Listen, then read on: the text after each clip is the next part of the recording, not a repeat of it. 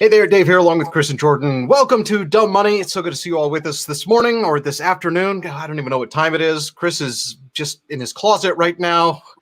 This is Dumb Money Live, and we need you to do one thing before we do anything else, and that is smash the like button.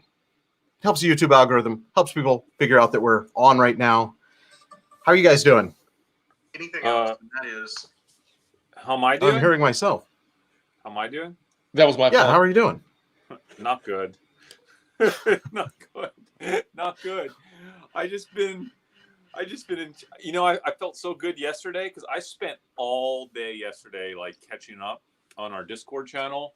And yeah, I saw your tweet about that. Dude, there's so many there's a handful of high conviction thesis presentation decks that our community has put together on trades, and I'm looking into them. I'm still kind of doing work on them, but I felt really caught up, and there's just too much going on this morning. And it's really hard to interpret this market. What do you guys think? We have two big things going on. A stimulus that will never happen today or tomorrow. I knew that was ridiculous. Deadline is tomorrow. We're like, what, less than 30 hours away from that self-imposed deadline that Pelosi's put on it. Yeah, the self-imposed vote is tomorrow. That's not and then Wednesday they're expected to bring back the Republican skinny proposal, right, for another vote. Okay, here's the thing, guys. I think this is what's happening. The same thing I've been saying for the last week or so. At this point, neither of them wants to be the party that walks away necessarily, yep. Right? So they're trying to put on this show as if there's still a chance of getting a deal done. I think there's 0%. And we already got a preview when the president tweeted that he was walking away. Deals off. We're not doing anything until after the election. That didn't go so well. The market fell apart, and the market was up today on expectations, and now it's down. Dow's down 500 points almost. 430. Don't get too excited. Well, dude, here's the thing. I don't know, man. I feel like there's two big things going on here, right? Because isn't Zoom still up? Which Zoom is like the ultimate marker for the pandemic trade, right? So I really feel, I hate getting excited about something so terrible, but like I really feel the same conversation that we had on Friday is continuing today, but just 2x as big, right? Like Jordan, Have you seen the numbers this weekend on the virus? Like Europe and the US, it's like definitely accelerating, right? Like it's accelerating worldwide right now. So wouldn't you say that? I mean, I just don't see how we back out of this, at least for the next 3 to 4 weeks, because if you remember this summer, there's this curve that happens where everything with this virus is so delayed. And there does become a point in time when people wake up and then there's like, whoa, okay, it's getting too big. I need to chill out. I need to stay at home.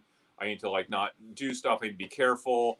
But by the time that happens, you still have like 2 to 3 weeks more of it getting worse after that, right? Before it starts to kind of flatten out and then get better. So we've seen this cycle twice now. And I think we're seeing it happen again right now. But I don't think anyone is at that stage where they're chilling out yet. I think we're probably a few weeks away from that. Wouldn't you agree, guys? We're a few I don't know, man. If you look, I mean, it didn't seem like people are that concerned about it, but if you look at the numbers, I mean, they're approaching like the all-time highs again for daily counts. I mean, it's I know, daily Jordan, new case counts. Yep. They're not like concerned. We're not seeing anywhere close to peak fear, either spring or summer peak fear. Do you remember what that felt like in the summer in those states, like the southern states that had peak fear? I mean, it wasn't like crazy bad. But look, we know people that are, that held their kids out for the first 9 weeks of school here, but they're going to put them in for the next. And I'm like, yes, it seems like it would have been a better idea to put them in for the first 9 weeks than this second 9 weeks, right? Am I crazy? Well, you're not crazy, but I'll tell you why that's happening, Jordan. We're seeing the same thing in our school district. So we both have similar situations. Where we live in Texas, there are these kind of trimesters, I guess, for each semester. So there are 3 of them for the first semester, right? Or there's 2? There are 9 weeks. I think there's 2. There used to be 3 6 weeks per semester. Okay, and now there's 3 for the whole year, basically. So there's 4 for the whole year. It's 4 9-week periods. Okay, so the first was like a feeling out. Like I would say, probably 30% of the people, or 20 to 30%, stayed at home. the 70% went to school, 70 to 80%. But what we've seen happen in our school district is almost everybody is sending their kids now back to school starting today. And what's really interesting is, like, my kids are not going back to school. So they have so few kids that are doing remote school that they're actually aggregating some of those kids in the same, so they can have just like put them together in the same remote kind of class. That's literally exactly the same thing that's happening in our school district. So Carly had to switch to a new teacher that's 100% virtual. There's only like 23 kids in her grade that are also virtual this 9-week period. And so I think it's like, I don't know, did it half or is there even less? But none of the other teachers have virtual anymore. Yeah, so it's the opposite of what me and you would think, Jordan. But if you think about it, it actually makes sense, because I think there's more social pressure now to get your kid back in school, because your kid has been home for 9 weeks, and it's really tough. It's really rough. You're probably seeing that your kid is not, in most cases, the kid is probably not learning that well at home because of the way that these things are set up. Parents are probably really frustrated. It's not ideal. When kids don't have playtime, they start getting, it's not an ideal situation for any kid, right? So it's really tough on the parents. I think a lot of parents are like, well, everybody else is doing it, and the kids in our school don't seem to be getting that sick. And what I've seen a lot of is, you don't really hear a lot about, like, you hear about kids getting sick, but it doesn't really get reported to the school, because like, they don't want, a lot of times they don't even want to get kicked off the teams, and like, it affects all kinds of things. It's really weird. But the truth is, for most kids, it's fine, right? I mean, it's fine. So everyone makes their own decision. I think that's totally cool. Everybody should totally make their own decision. I think I totally get the decision that a lot of people are making to send their kids to school. Not right for our family because we're immunocompromised. But I do think that this action that's being taken right now is going to have a major impact on the virus continuing to accelerate. Wouldn't you agree, Jordan, over the next 2 to 4 weeks, 5 weeks? And it's going to get worse. It's going to get worse. So what I just did is that's why I was kind of distracted. I just doubled my Booking.com short again. Okay. So I'm now back to $3.6 million short on Booking.com. That's kind of for better or worse, it's kind of like my go-to trade right now. In terms of shorting the virus. I know a lot of these but that hasn't been working out. And while Zoom is the kind of bellwether for are we stay at home or are we get out and do stuff, Zoom is up, but the other stocks that are up big are Cheesecake Factory, Dave & Buster's, and Ruth Chris, all up more than 3%. Dave & Buster's is up 7.5% today, right now. Well, what is that? Is that Dave & Buster's? Why? I didn't even check that, Dave. Why is that? I have no idea, other than maybe we're wrong and people are just saying, well, we know it's we see the numbers going up, but we're just going to go out and play skee ball at a restaurant anyway. $1 billion of notes, Dave. They just announced today. The shares recently traded up. They're offering $500 million in a private offering of notes. It's a proposed private offering, so you would assume that they have some indication of interest on that offering. Their liquidity after the offering, well, let's see. Their estimates, its available liquidity will total $299 million. That's double the $150 million minimum liquidity covenant under the company's revolving credit facility. So this will save them from going bankrupt if they can close it, okay? It's not like crazy good news, guys. This is a financial transaction that's basically, you know what it is, guys? And I've been thinking about this all weekend. There are some other stocks that I've looked at, like Hertz is a great example, right? Oh, no, not Hertz, excuse me. The movie theater chain, AMC. AMC. Okay? Great example. And here's why. You have a company that was floundering even before the pandemic, okay? And it was trading at, I don't know, $8, $9, $10 a share or something like that. It was not doing great. And then we have what would be beyond the worst thing you could ever imagine. You couldn't write up. A year ago, you said, hey, what if to AMC that's already doing bad, what if we have a scenario where we have a global pandemic and you have to actually shut your movie theaters down more or less for about 6 to 8 months. And then when you open them back up, you're at like 20% capacity, but it doesn't even matter because there's really no one even releasing movies anymore. Like, Yeah, if you and told those that, who do release movies are having abysmal box office numbers. It's like the lowest box office returns ever. This last week, I saw a report that this Yeah. last weekend was just terrible. The only But way to here's the release a thing. movie now is streaming. But here's the thing: if you were to have said that back in January, I think people that were invested in AMC would be like, bankrupt. We're bankrupt. All right. There's no way we survive that. But here's the thing, guys.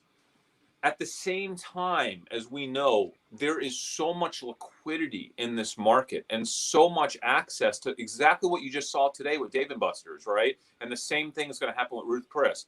$500 million here. You saw what happened to Hertz, guys. Couple billion there, 1.8 billion there. Like, there's so much money to go to save these companies that's just floating around that it's almost like I think the market still sees this as an event that's going to end at some point, and probably in the spring, late spring, right? And they're just thinking, hey, let's just get these insane terms on this financing. We have so much money because of what the government's done, right? That it's trading. It's unbelievable. That stock's trading at like $3.50 a share still, right? $4 a share, whatever it is, like AMC.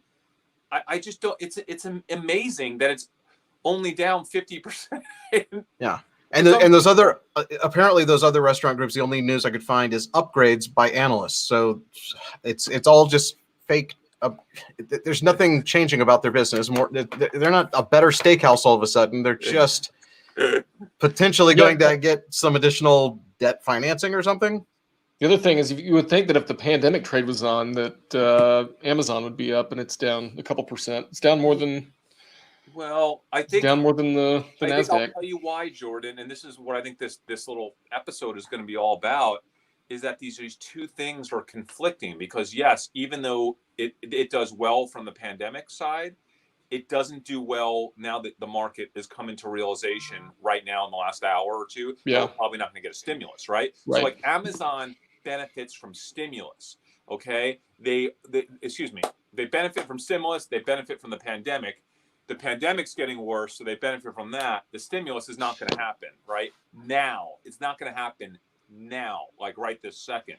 But we also all agree that the stimulus is happening. It's happening, guys. It is like 100% happening, and the market knows that. And so I do not expect the market to get totally torn apart when it is confirmed tonight or tomorrow that stimulus is not happening, because it is happening. It's just not happening right this second. But is it happening this second? No. Is it happening pre-election? Probably not. Is it happening post-election? Probably not. It's probably not happening until post-inauguration, right? Okay.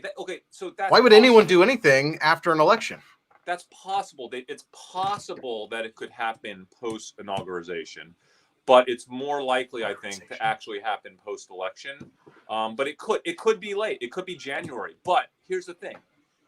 Nancy Pelosi, love her or hate her, we're anything in between, or we're not going to be apolitical here. She has come out and said that the stimulus is coming and it will be retroactive.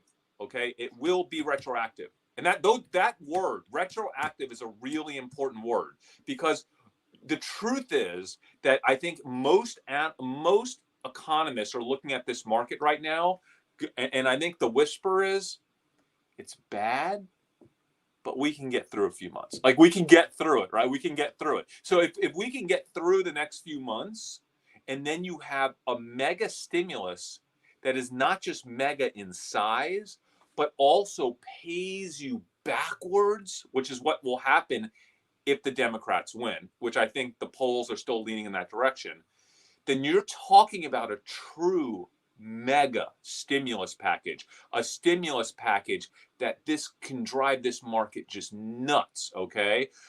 So again, that's a lot to unpack as an investor. Like, right this very second, we're losing stimulus, but it means we might get something, we're going to survive the next few months, and then it's going to come in really hard. December. You know they're going to try to get something done also, Dave. You know they're going to try to get something done pre-holiday, right? They're going to try really hard. They're going to try. I just don't. At this point, like if it doesn't happen in the next 24 hours, is anything going to happen until January? I Well, think so what's happening right now is I think at 2 o'clock Central, 3 o'clock Eastern, the Minuch is talking to Nancy Pelosi, and I think they're trying to figure out what deal they can get done. But here's the thing, guys. Don't you think, and I know Wall Street has been really bad with the stimulus pack, getting in front of it. But I would like to believe that at this moment in time, somebody has to have some of these guys on speed dial. And they know exactly what's going to happen in the next hour. Like, they're just like, they're like, it's not happening. Like, this is just, it's not happening. Yeah. Like, and that's why the market's selling down. The market's falling apart. And it may not be someone on speed dial. It may just be the realization that, well, this news is not going to be coming out, and we're not going to see it in this 48 hours. That 48-hour deadline is this kind of tipping point for the market. Yeah, totally agree. Totally agree. But the reality is, like you say, the longer term picture, once you get past the 48 hours and maybe past the month or two, and we're going to have some sort of stimulus, and how much, and we kind of even know how much, because both sides are very close. It's just a few sticking points, right? Yeah. It's Dave. It will get done. It will get done, right? It's just a matter of when and exactly what it looks like. But whenever it gets done, it's going to be big. It's going to be really big, guys. And I don't like it's going to be really big. I mean, the Democrats are talking about, I've seen some stuff flying around about potentially, in theory, extending these weekly payments, these unemployment payments, the federal ones. It might not be 600 a week, which is kind of insanely high, but let's say it's even 450 or 500 or something in that range, 400 to 500 a week. Extending those for 18 months potentially. I've seen some people discussing that. You could be looking at a scenario where you could map out all of 2021 as a year when everything's going to be okay. And then, by the way, we're likely to get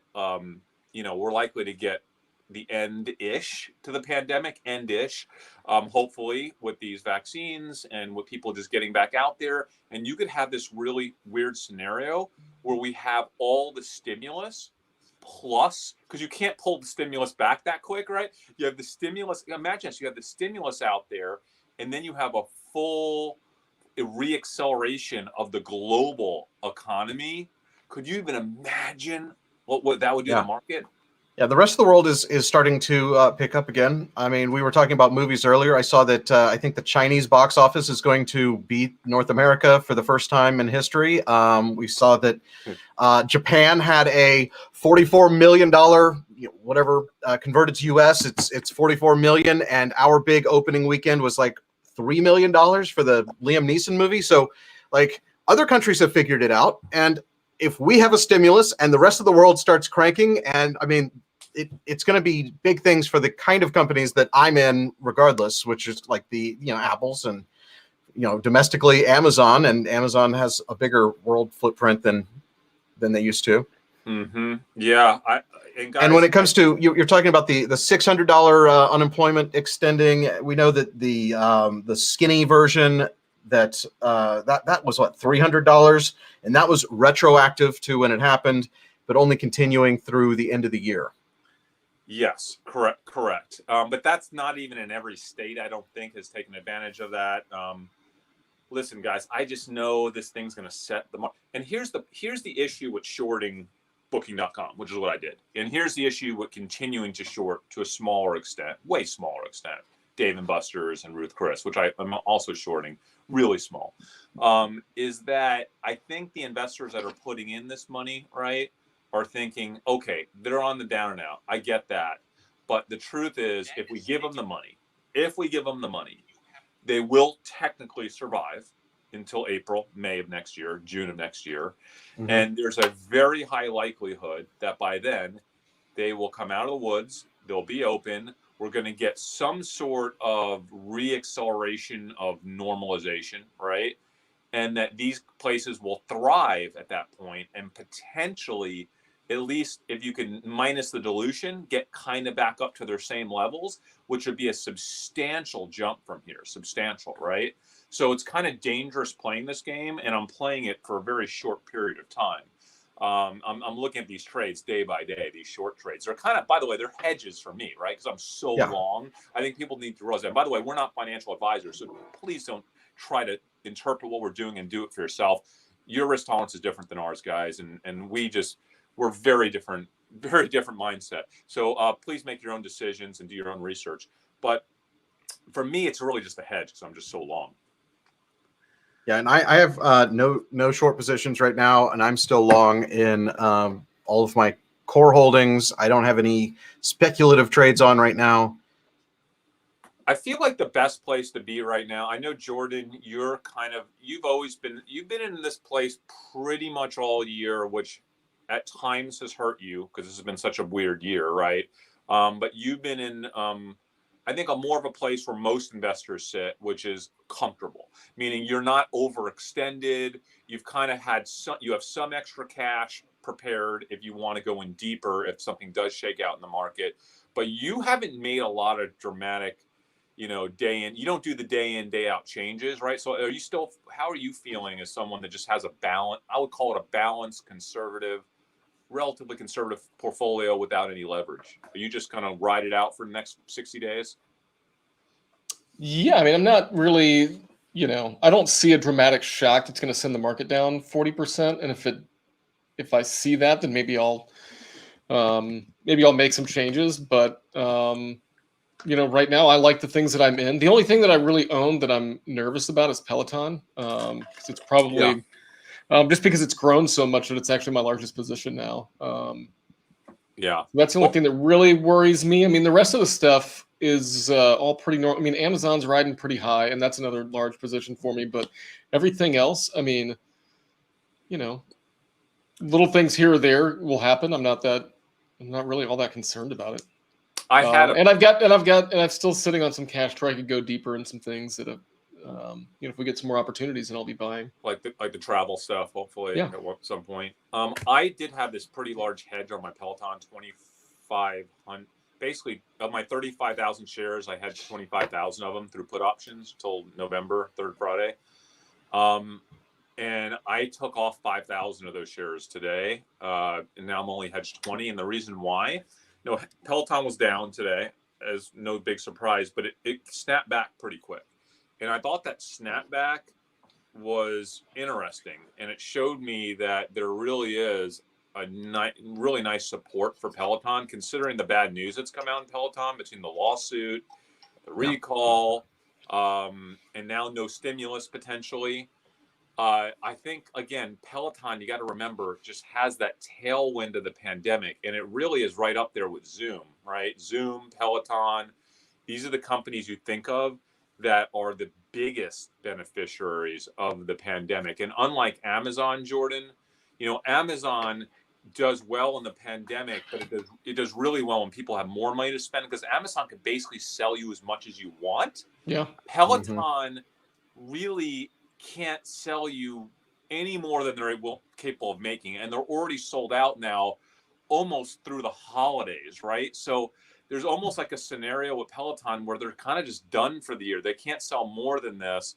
So I don't know, like even if the stimulus doesn't get done right now, that doesn't really hurt Peloton. Peloton might do better if the stimulus comes later, right? Because they're from here to the holiday season, they're sold out. They're sold out pretty much till New Year's. If the stimulus comes in January, when Peloton is like a month away from their low season, because starting in February is when Peloton's low season starts for a few months, like 4 or 5. Really, I would have thought that New Year's would have been their big season. It is from holidays through January and continuing through February for the people who are on back order. No, for placing orders, it ends in January though. February is the first bad month. So ideal timing for a stimulus for them would be January 1st. January, just to get people going through the whole, to give them an extra few months of pump there. That would be great timing for Peloton, quite honestly. So, and that's what I'm going to watch. I'm not in Peloton. You guys are so heavy in Peloton, and I think it's not my favorite company, and they're just too expensive right now. But I do. It is expensive, right? Because I mean, if you look at them, what they do, a little over $2 billion in revenue in Stretch. 2020 is kind of what, and they're Yeah. valued at like $39 billion. It's insane. Well, you're starting to get into the longer term trade Right. here. So like everyone Yep. that's buying Peloton now is not buying it for next year or the year later. They're kind of buying it to be the next Netflix, to be the next Tesla, right? So, and by the way, which I believe it will be. Otherwise, I wouldn't own it here, right? And I think the market is trying to figure that out. Can it or can it? If it can, it's going to be a lot higher than 130, 140, right? But if it doesn't, it's probably won't be that high. It'll probably come down a lot. Well, and that's what I'm going to watch. If it can come down a little bit from where it is now, and we don't have a stimulus through the end of the year, knowing we'll have a stimulus, hopefully January, that would be when I would get in. Just as they're going to have a bump because of stimulus, and even if they're sold out, people are placing their orders in January because they just had new money come into their bank account. Yeah. I think your best bet, Dave, on a big Peloton drop is going to be vaccine news. When the first big positive vaccine news comes out, and it's likely to come out, quite honestly, here in the next. Yeah. I keep saying it's going to come out. These things are getting a little delayed, but I think it will come out in the next 4 weeks. I really do believe that. We'll see. And really, the only news we're getting is when they have to pause trials and things like that. So we're not getting the good news. We're just hearing the news that it's not necessarily bad. It's just a typical part of the process of getting a clinical trial done. They pause, being more vocal about what the status is so that they don't, mislead people. And that's honestly my biggest concern of being so short in booking right now is that, if we get news of a vaccine tomorrow night or tonight, like I'll get crushed on that short because booking.com will pop 150, real quick. Yep. That'd be a 300K loss for me right there. I did make some other trades today, guys. Some trades that we've talked about in the past. Did you know that Container Store has earnings tomorrow afternoon, after market? So that's Tuesday. Mm-hmm. And that's been one of our big trades. As you guys know, I got out of my Container Store options. I kept 75% of my Container Store stock. I have been continuing to follow the story, and my gut told me this morning I want to get a little heavier in Container Store. So I bought some more stock. I didn't buy options again, but I just bought a bit more stock. For some reason, I thought you sold out a Container Store. No, I sold out of 25% of my stock position and 100% of my options position. Right. I sold out. But I did. I still have all of my Container Store. I am up 50% from when we bought that back in what was that, March 26th, 2020. Wait, you still have the Container Store we bought in March? That was the first time. Oh no, that's the dividend date. Hang on, what am I looking at? We did buy Container Store. I don't think it was. It wasn't March though, was it? Early summer, I thought, is when we bought it, but I could be wrong. I don't know when I bought it. I bought it the day we talked about it on the show, so we can just figure out what date that was. That was when I bought it. Yeah, that sounds about right. I bought it after hours, as it was, and I couldn't buy that much. I was placing it 1,000 shares at a time, and I got 18,000 shares through. I think I was trying to get like 40, but then I just stayed there. That was a nice round $100,000, and now it's worth 150. I have 35,000. 160. I have 35,000 shares of Container Store. It's about $320,000. I am on the shares. I'm up like 100,000 roughly. I'm not super concerned about earnings tomorrow. We'll see what happens. I'm not like super hyped either at this point. I think most of the information has hit parity with the street. I still think we might get a little positive news over and above what the street is anticipating, because it really does look like, from my read, that Container Store is doing a pretty good job restocking. That's what I've been keeping an eye out on. Some members of our community have also been doing some store checks. Thank you, Dumb Money Discord community. And it seems like they've been doing a reasonably good job restocking. We've had numerous community members who have commented that the stores seem to be really crowded still, doing lots of business. Also, I made another trade. I added to my Crocs position. Crazy, I know. I was already in 7 figures, and I added even more into my Crocs. It's still not a high conviction trade, but it is certainly a medium conviction trade, even at these levels to where you think there's some dissemination of, the information that we're trading. Crocs are hot, hot, hot. But I did add more to my Crocs. Oh, one more thing I got, guys. I had some conversations over the weekend with members of the Discord community. There is a company with the stock symbol OLN. You might remember us talking about this summer. It's called Olin Corporation, and they are another ammo company. They sell quite a bit of ammo, but they also have a chemical division. They make chloride, I guess, some kind of chloride, something or another. If you remember this, Jordan, we're discussing it. I think the chemical piece of what they do that goes into a lot of manufacturing applications and chemical applications did really bad this summer and spring and summer because of the pandemic. But it appears that a lot of that stuff is coming back online. So I think that piece of the business should start to stabilize. And the ammo piece of the business, as we know, there's no doubt in my mind that business is like flourishing, just like our other ammo trades that we have on, whether it's Claris or whether it's Vista Outdoors. So I finally took a small stake in them. I just picked up some equity in them to round off my ammo trade. So I did pick up some shares of OLN and some Crocs, added a little bit to my container store. There's 6 or 7 other names that I'm looking at really closely. A lot of them have been heavily discussed in the Discord community. I haven't made decisions. We'll talk about all of them over the course of this week on our shows. But I'm also kind of sidetracked by our Pokemon experiment that I don't want to give away too much on today. But there's going to be some breaking news on that soon if what I'm hearing is true. I think so. Guys, this is the weirdest, most difficult thing in the world to pull off. Trying to acquire rare Pokemon boxes and stuff like that. I want to say one thing. Thank you, Dumb Money community. Dave, you don't even know this. Like, these guys and girls, they have been helping me so much the last few days. We have people in our community that have contacted like almost every Pokemon collector out there. I actually got on the Pokemon Facebook pages. I was on them for like 8 hours. I got approved for these groups. I just posted that I wanted to spend X amount, 300K, whatever it was. And they kicked me out. Like, I don't understand. I did a really nice post. I was like, it's for charity. I'm like, I'm going to break it up and I'm going to sell the packs. It'll all be for charity. It'll be really cool. Like, it's so weird. But most people in the world were really cool. The problem is you have to, like, if you want to buy this stuff, you have to pay like cash. And so, like, it's very unusual. There's a lot of stuff happening behind the scenes, guys. I don't know that I have a deal done. But you're going to hear first, right? We're going to come out and tell you guys as soon as we have more information. And who knows, this could just go down as a record-breaking deal if I can pull it off. So stay tuned.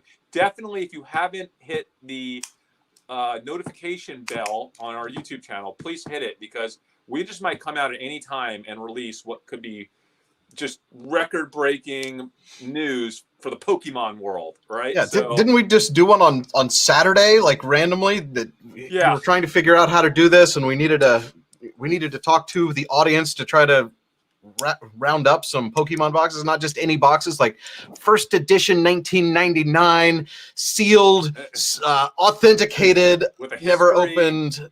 Yeah.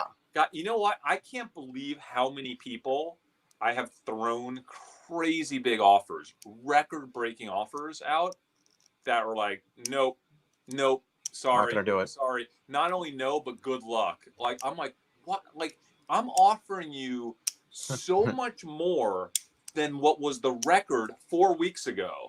Yeah. And you're like, no. And everyone's like, there's one more going to auction here in a couple weeks. Everyone's like, oh, we think that one's going to sell for crazy money. Dude, listen, man, I'm ready to pay cash. I'll come in with a suitcase, a duffel bag. We might need to. Hey, promise me something. If you actually have a suitcase full of cash to go buy Pokemon, can you like hire a security guard or something like that? I'm worried about you. We'll do a good job of vetting who we we acquire it from, and how and where the transaction goes down. How it goes down is yeah. That's a red flag to me. Yeah, you have to use the phrase "where it goes down." Yeah, a briefcase, a locked briefcase with a handcuff on it, so that you have full control at all times. Oh, it's a movie. This is like a movie plot. Totally, this does. The plot thickens. Well, also when it would be really hard to like, if we do this, it will be live on YouTube. It'd be really hard to like mug us live on that. Would by it? The way, how hard would that be? It would blow up, right? Like that'd be the one benefit out of it, right? Right, Dave? Our channel goes viral at the moment that you get kidnapped with a duffel bag with $500,000 in it. Dude, what would you do with? You don't want Chris. You just want the duffel bag full of money. I don't know. Once you figure out that he has the ability to fill a duffel bag of money, you might want him. Yeah, I will be nowhere around this transaction, Chris. I'll be safely watching from my living room. I think Jordan and I will be each in little boxes watching this transaction go down as you get the full screen. Well, it'll be more like we could do it in front of the UP Police Department. I mean, it'll be just like this. Oh, man. Anyway, yeah, so that'll be fun. By the way, how do you like this closet set? I might set up shop in here permanently. It's way. Wait, so what did we find out why you're in there? Were you kicked out of the other room? No, I just didn't have time to go in the other room. Okay. It's such a rush to get online with you guys. Is this where you like keep your tripod? So you're just like you couldn't even move it out? It's already I'm already in here. My light's in here. Like I might you should just set up shop. I don't know. It looks good. Like it's you got some stuff going on in the back. Do you keep is your closet like a? It looks like an that's his wall of shoes. My shoes. I got my. You got some T-shirts folded up like you're in a department store. What? Yeah, my keys, all the stuff. Got my my Miley Cyrus bangers hat. This is so weird. My closet is so much less exciting than that. I've got like some hanging long sleeve shirts. Yeah, that's not. I don't even have that. I just have a big shelf of T-shirts, and then another one of the long sleeve version. Well, you see, I don't keep T-shirts in the closet. That stays in the chest of drawers, right? So like, nice stuff is in the closet, and then casual stuff is in the chest of drawers. So I don't even go into my closet. See my stuff, man. I gotta see my stuff. All right, so what else? I mean, that's a lot. I think I want to kind of live listen to what's going on with this Pelosi deal. I do too. A stimulus. If there's a stimulus, like I got to get out of that short like yesterday. Well, there's not going to be a stimulus in the next 18 minutes when the bell closes, so you might. I can trade out for hours. Are you in options though? No. You don't have any short options or puts or anything. Okay. No, just straight short. Straight short. All right. Well, then you're. Wait. So the straight shorts on booking. You have anything else short right now? Yeah. Dave and Buster's. I have a little Dave and Buster's, a little Ruth Chris, and a little Planet Fitness. Are those just long term? You're just like long, short on those. They've not been good trades for me, honestly. Like they have not been good. Short. I mean, if we're done talking about stocks, I do have something I need to ask. Okay. I've been thinking that I need to get the iPhone 12, and I can't wait for the Pro. Should I just go ahead and get one pre-ordered so that I have one, and then when I want to switch to the Pro later, I can always get it later? I missed the pre-order. How long is what's the deal with the Pro? Well, I can't even order it until next month. I could get the 12 now. The Pro Max you can't order until next month. That's what I mean. Pro you can get the right Max now. Yeah, so I can still get a Pro.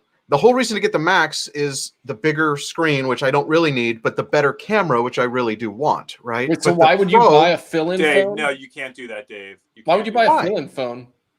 What? Just because it's just really a waste. That is like I haven't even ordered my 12 Pro. I literally almost ordered one last night. It was like 2 a.m. and I was about to order one, but I thought I would at least ask you guys if you thought I should do that or not. And I can't see I'm unable to see comments right now, but let me know in the comments if you think. All right, I'll look at the comments, but I'm because there's really not much difference between the Pro and the Pro Max. I don't really. I actually would actually kind of like to see the slightly smaller size phone. I'm not getting the mini, I would get the full size, which is just slightly smaller than the current Max that I have.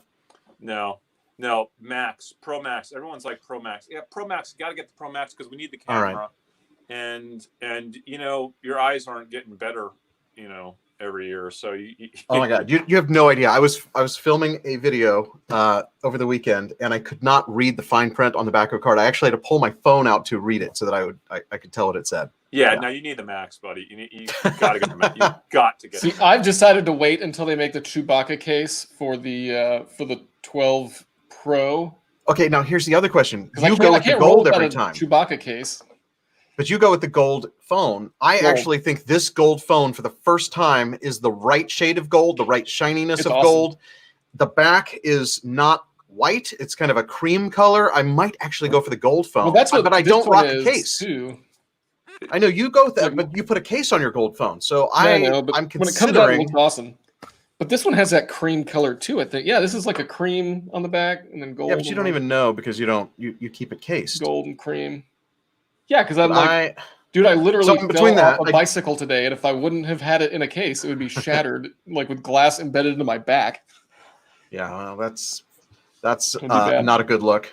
Yeah. Did you tell everyone what happened to your head this weekend? Oh yeah, I installed an outdoor TV. First time I've ever had an outdoor TV. Super nice. Like an actual, like one of those outdoor TV brands? No. I just went and got like a $200 TV from Best Buy, and then just mounted it on the. But it's covered. It's like in a covered patio, and so I was installing it. I leaned my head against the bricks, and it, dude, like it scratched me. I got scratched up pretty good. Yeah. Oh man, at least you didn't have to get stitches on it. No, I mean it wasn't that bad. It just looks bad. By the way, propane SPH is down today. Yeah, kind of getting killed on that. Man, I bought more on what was it, Thursday? Like it's just been down every day since I bought it. I bought more Curaleaf this morning too. I forgot to tell you guys about that. I need to see weather. I need to see more late November weather trends, what they're looking like before I can get more excited about the propane trade. Like I still like the propane trade. Don't get me wrong, I like it. I haven't sold, but I'm definitely. I like it just because I think they're gonna look. If you're gonna be on a patio after dark, then that's the only way you're gonna be able to go out to eat. They're gonna have, even if it's not crazy cold, even if it's like 65 degrees, you'll still want a heater on. Yeah, and a lot of people in the community were asking questions. I was in our SPH board this weekend on Discord, and they were like, okay, UGI actually owns AmeriGas, and they will benefit from the tank exchanges at Home Depot and Lowe's and your grocery store, but they didn't understand how does SPH benefit from that. And so what I wanted to explain to everyone is they didn't understand the restaurant trade, for example. We have propane tanks, a lot of them, like 12 or 14 of them at our restaurant. And we have a company that does nothing but services propane tanks at restaurants. And they come and replace the tanks for us 2 or 3 times a week if necessary.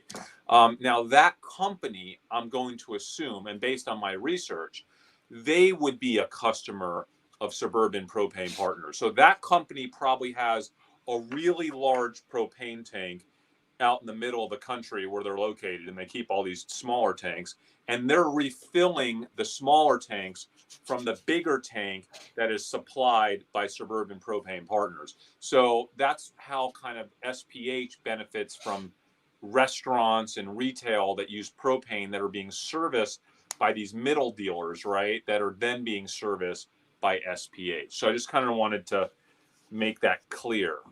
Some restaurants probably do their own propane exchange, right? Just go to Home Depot or whatever. I can't imagine that'd be a huge pain in the butt for us.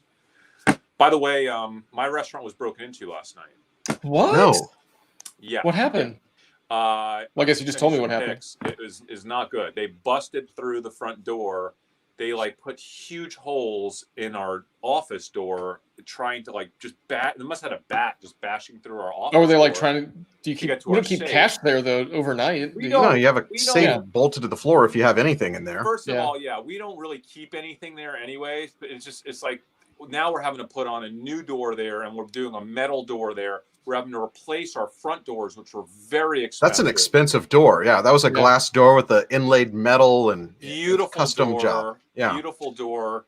Not only expensive, but it took us like months to get. So I don't even know. Now we have to have like an ugly front door, which really just stinks. This is just this stuff. You know, we were very lucky. We've only gotten broken into, I think, once before. So the alarm went off, and I think it scared them off and then the police showed up. So nothing was stolen, but tremendous damage that we'll have to deal with now. So, hey Chris, we're getting a word in the comments that your voice is way softer than us. We'll be back to you on a normal real camera with a real microphone tomorrow, right? I'm gonna hand deliver your camera back to you so that you can. I think like earlier set up a real camera. I listened to it and it sounded fine. Dave is using my camera for a very special video on Hey There Dave here that we're all waiting to see. So yeah, that's why. The thing that's in this box will be revealed Thursday. If I get my editing done Thursday on Hey There Dave here. Nice. That's all you need to know. Nice. Okay. It's a world exclusive. It's the first of a special credit card that was ever produced, and I have it, and it's right in this box. Actually, it's not in this box anymore. It's over there because I've already opened it. I've already filmed that part. And we will have potentially a world exclusive breaking news for you tomorrow on Pokemon. I hope. So do you know what I did? Because I knew that this was going down. When I first woke up this morning, instead of texting you, I went to the news and typed in "dumb money Pokemon" just to see if there was a news story. Because I'm pretty sure the news is going to get this before I do.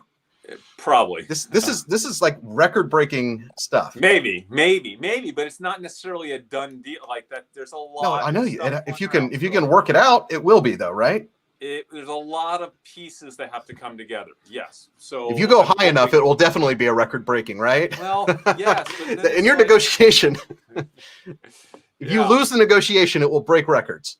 And then I'm like, do I want to do a deal that's record-breaking and only have one of them? Shouldn't I also try to get more than one if that happens? But then you're talking about a lot of money. Am I going to really want to spend 7 figures on Pokemon boxes? Probably not. Okay, probably not. So I can tell you right now that you don't want to buy. I mean, maybe you do, but 7 figures of Pokemon. It's a lot. You don't want to corner. It makes me buying 2 iPhones this season seem really affordable compared to you buying 30 pieces of cardboard for $1 million. Listen, everything you lost your mind. Everything I do for profit. So if I didn't think I had a plan in place to ensure a profitable transaction, I would not do any deal. So just know that. And we could talk if we do a deal. If we do a deal, I think what's even more interesting than the deal that I'm potentially going to do is what I'm going to do after I do the deal. That is actually way more interesting. So there's a lot of news coming this next week, hopefully related to dumb money and Pokemon. That said, well, people are lost about why you're even talking about Pokemon. Basically, the trading cards for Pokemon from 1999 are out of nowhere now worth tons of money. And it started kind of, it didn't probably start on YouTube, but that's where I first heard about it, where Logan Paul is now a Pokemon collector, and he got the idea from Gary Vee, who has been collecting sports cards, and collectibles are hot. And if you go back and watch a show we did a couple days ago, it's all about collectibles. So if you're just tuning in and catching this and wondering why are we talking about Pokemon? Collectible Universe, which is the company we invested $350,000 in, which is publicly traded. Yes. And they are the largest grading, sports card grading company and coin grading company in the world.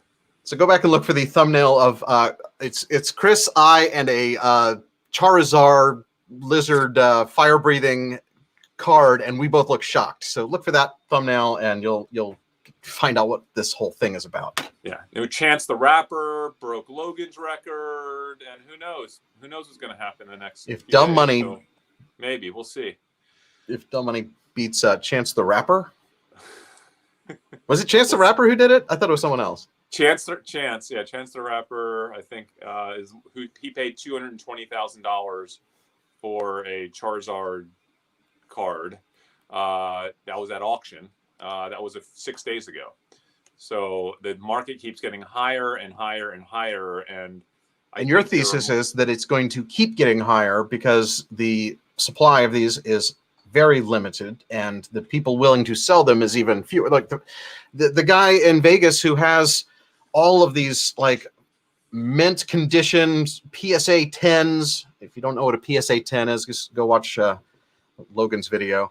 Because that's how I know it. That's all I know about Pokemon. It's basically what I've learned from YouTube, and now you. And I'm now looped in on this Twitter DM conversation with some of the biggest Pokemon people in the world. How is this my life now? This is the most random detour ever. These are interesting people. This is going to be an interesting week. We'll see. Well, we won't tell you anymore. Just stay tuned, guys. Dave, when I see the market dropping like this, I got to get back to it. I got to make sure that I don't need to do anything going into the close here, guys. Are we dropping again? Yeah, you've got about 5 minutes.